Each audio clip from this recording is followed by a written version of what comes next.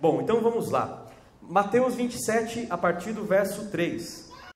Então Judas, aquele que o traiu, vendo que Jesus fora condenado, tocado de remorso, devolveu as 30 moedas de prata aos principais sacerdotes e anciãos, dizendo: eu pequei traindo sangue inocente. Eles, porém, responderam: que nos importa? Isto é contigo. Então Judas, atirando-se ao santuário as 30 moedas de prata, retirou-se e foi enforcar-se. Judas é esse caso explícito de suicídio. Eu falei esses dias todos que um nome tão lindo de Judas, que significa louvor, ele se tornou um nome que ninguém quer colocar nos seus filhos. Você não vê ninguém chamando o filhinho de Judas Júnior. Oi, Judinha, tudo bem? Não tem Judinha, né?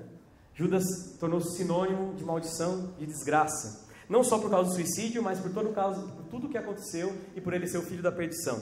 Judas é um exemplo entre muitos outros. Se a gente olhar as estatísticas, e aí eu vou trazer então para quem não viu, no mundo, para chocar um pouquinho mais, a população dos Estados Unidos é de 301 milhões de pessoas, mais ou menos. Esse é o número de pessoas que se suicidam por ano no mundo. Os Estados Unidos inteiro tira a própria vida todos os anos. No Brasil, 11 mil suicídios por ano. Depressão, casos de depressão, muitas vezes não são relatados, porque ainda há um estigma. Há muitos problemas em relação a assumir que teve depressão. Então muita gente não notifica, tanto o suicídio quanto a depressão não são notificados, e muitos desses números também não entram nessa conta. Mas a conta no Brasil é que 18% da população, em algum momento, ela se tornou depressiva de alguma forma. Quer dizer, são números alarmantes. São coisas que machucam a sociedade e que a gente muitas vezes não vê. Desses 11 mil suicídios, então, a gente tem uma média de 32 pessoas tirando a própria vida por dia. Por hora, a gente tem gente morrendo. A cada 40 minutos, mais ou menos, que é 32, alguma coisa. A cada 40 minutos tem uma pessoa tirando a própria vida de algo decorrente de uma depressão. A depressão, no seu estado mais grave, ela culmina em suicídio. Dados mais alarmantes ainda, 79% das pessoas que cometem suicídio são homens. 79% das pessoas. E a maioria são já idosos. Mas tem muitos jovens nessa lista. O número de jovens que se suicida é muito grande, pensando no recorte de população que nós temos. Então, entre 15 e 29 anos, 3 mil suicídios por ano. É muita coisa. Pode ser que isso acometa a nossa cidade. Aí você fala: não pode ser, porque essa semana mesmo eu já vi mais um caso de suicídio, a semana retrasada mais 2. Aí há um ano atrás já teve 5, e assim vai. É algo próximo de nós, é algo silencioso. E nas igrejas, muito tempo se tornou um tabu, um tipo de assunto como esse. Muita gente não queria falar de depressão, não queria falar de suicídio, não queria falar de outras coisas. Depois surgiu a Baleia Azul, tempos atrás, para falar um pouquinho sobre isso. Só que as pessoas esquecem que é algo que está acometendo muita gente. Que imigrantes é muito comum tirar a própria vida, porque ele não está se adaptando à sua cultura. Por isso que a Bíblia nos ensina que nós temos que ser hospitaleiros. Deuteronômio nos ensina também que nós temos que ser hospitaleiros com o estrangeiro, porque a tendência a não se adaptar à cultura é muito grande.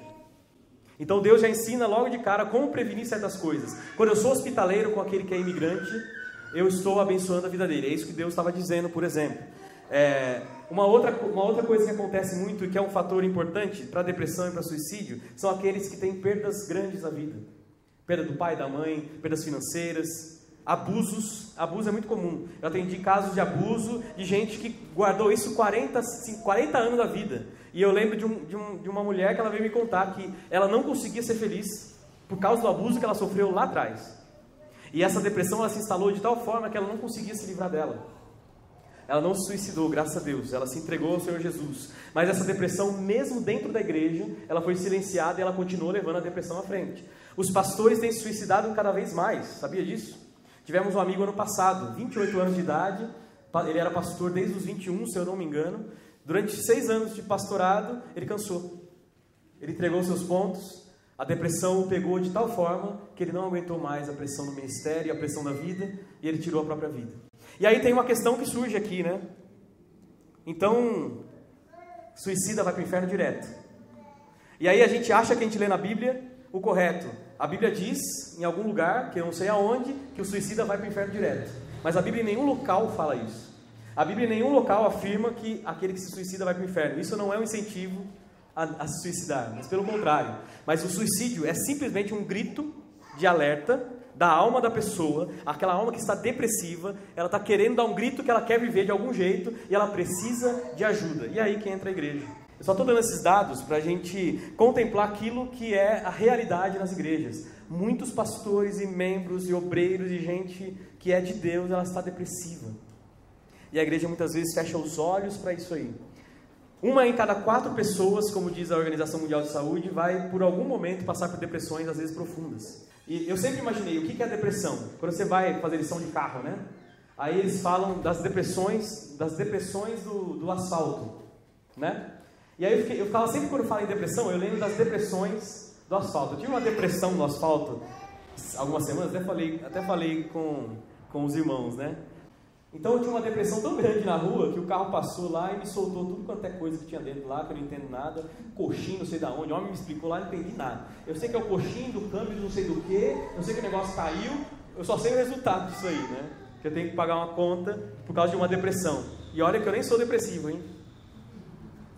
A gente começa a olhar e eu fico me imaginando, a depressão nada mais é do que esse buraco. É esse buraco onde a gente pode se afundar cada vez mais, ou às vezes ser tão profundo, mas tão profundo, que na minha mente ela se torna uma caverna, onde às vezes a gente não consegue nem sair, ou às vezes a gente não quer que ninguém nos veja. Quem já passou por depressão aqui sabe como que é isso. Você não tem vontade de fazer nada, não tem desejo de fazer nada, não quer ver ninguém. Na verdade você quer que todo mundo morra, ou que o mundo acabe em barranco, ou acabe no dia 23 de setembro, como a gente pensou. Se a gente começar a pensar que tudo isso fez parte da vida de Jesus, da vida dos discípulos, fez parte de cada um dos profetas do Antigo Testamento, alguns deles entraram em depressões profundas, a gente vai começar a entender o que Jesus quer nos ensinar através do caso de Judas, que chegou às vias de fato. Pedro, ele chora amargamente.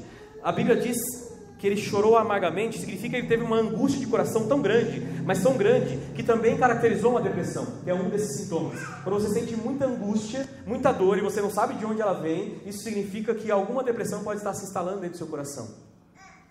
Pedro passou por ela, mas ele se arrependeu dela, e ele se agarrou. Ele não tinha o que nós temos hoje, os medicamentos, não tinha os psicólogos, mas ele tinha o Senhor Jesus com ele, e ele conseguiu naquele momento sair daquela situação. Judas já não conseguiu, ele tirou a própria vida. O suicídio, por exemplo, então quando a gente olha para a vida de Judas, a gente fala, bom, foi direto para o inferno, né? Tirou a própria vida, acabou com tudo. A Bíblia não fala, portanto, que suicidas vão direto para o inferno ou para um lugar parecido. Mas a teologia nos diz, e Deus nos diz, que Ele é o dono das nossas vidas. Ele é aquele que pode tirar e pode dar. É aquele que faz tudo por nós para que eu e você sejamos abençoados. Porém, nem todo suicida, então, ele tem responsabilidade dos seus atos. Nenhum dos pais da igreja, como Lutero, Calvino, entre outros, pensou que o suicídio seria um pecado imperdoável. A Bíblia fala de um pecado imperdoável, e esse pecado eu quero até tratar rapidinho, porque muita gente me pergunta, então vocês aqui já vão saber a resposta. Mateus 12, vamos lá? Mateus 12, Jesus dá uma declaração fortíssima, 31 e 32. Esse é o único pecado imperdoável para qualquer pessoa, ou seja, eu não posso caracterizar suicídio como um pecado imperdoável, porque a Bíblia não diz isso. Pelo contrário, o pecado imperdoável que Jesus está dizendo aqui, vou tentar explicar mais ou menos em poucas palavras, daria para a gente falar um pouquinho mais. Mas a blasfêmia com o Espírito Santo não é você falar assim, Espírito Santo.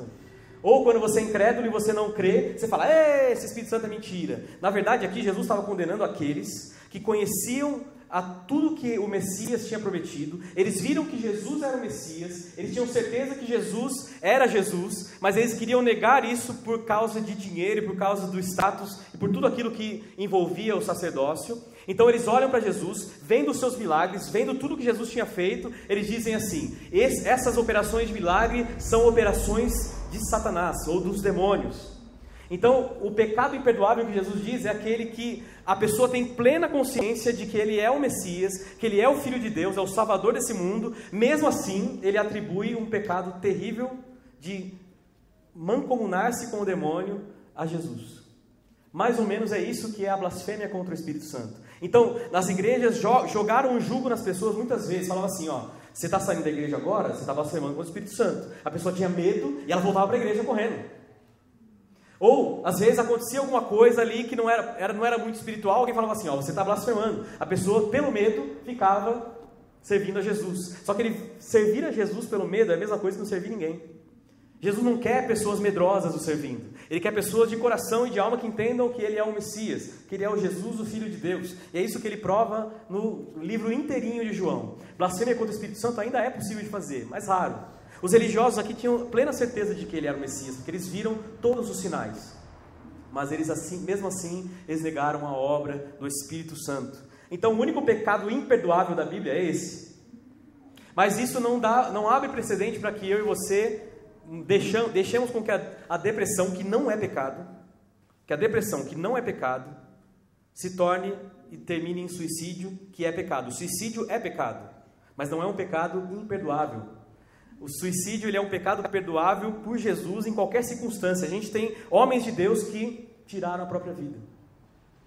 E como que Deus vai julgar isso? Eu não sei, porque eu não estou sentado no trono do Senhor Jesus para que eu possa julgar quem está ou quem não está. Na verdade, a gente não é apto a julgar ninguém que está ou está em algum lugar. A gente simplesmente tem que seguir a vontade de Jesus e nunca colocar ninguém no inferno. Eu já vi pregadores falando assim, Sansão está no inferno, que ele se suicidou. Fulano está no inferno, que ele se suicidou. Só que a gente esquece que homens de Deus passam por isso também. Mas eu só quero que essas informações fiquem pairando na nossa mente, que isso é algo recorrente, é importante, muita gente tem passado por isso, as igrejas estão cheias de gente depressiva, pensando em morrer, e a gente, como igreja, a gente tem que abraçar as pessoas, a gente tem que ser a palavra de esperança para aquele que sofre. Então, na verdade, tudo que eu estou falando aqui se resume à palavra do sofrimento, onde eu e você, como igreja de Jesus, que estamos saudáveis, ou que a gente se considera alguma coisa dentro de nós saudável, que a gente possa abençoar vidas e tirar as pessoas e levar alívio às pessoas que estão depressivas, que estão cansadas, sobrecarregadas e que às vezes não sabem para onde olhar, que às vezes estão na igreja, que frequentam as igrejas, mas ainda assim ela não tem esperança. Jesus é aquele que traz a esperança de volta e a gente vai depositar nele isso, mas não vamos deixar de buscar os psicólogos se necessário, não vamos deixar de buscar os medicamentos se for necessário, não que a gente não tem fé, não tem nada a ver uma coisa com a outra, tem a ver com aquilo que é um milagre, eu chamo de milagre. Os médicos fizeram milagres e mais milagres em nossas vidas. Os médicos, eles fizeram tantos avanços na medicina e na saúde, que a gente não pode dizer que não é milagre. Não é milagre, por exemplo, fazer um transplante de face. Alguém que perdeu a face por um fungo, os médicos conseguiram fazer um transplante de rosto. Ou um homem que tem um problema no coração, seu coração é arrancado, eles conseguem manter a vida dele com um coração mecânico, até esperar um transplante de um coração novo. Isso não é um milagre?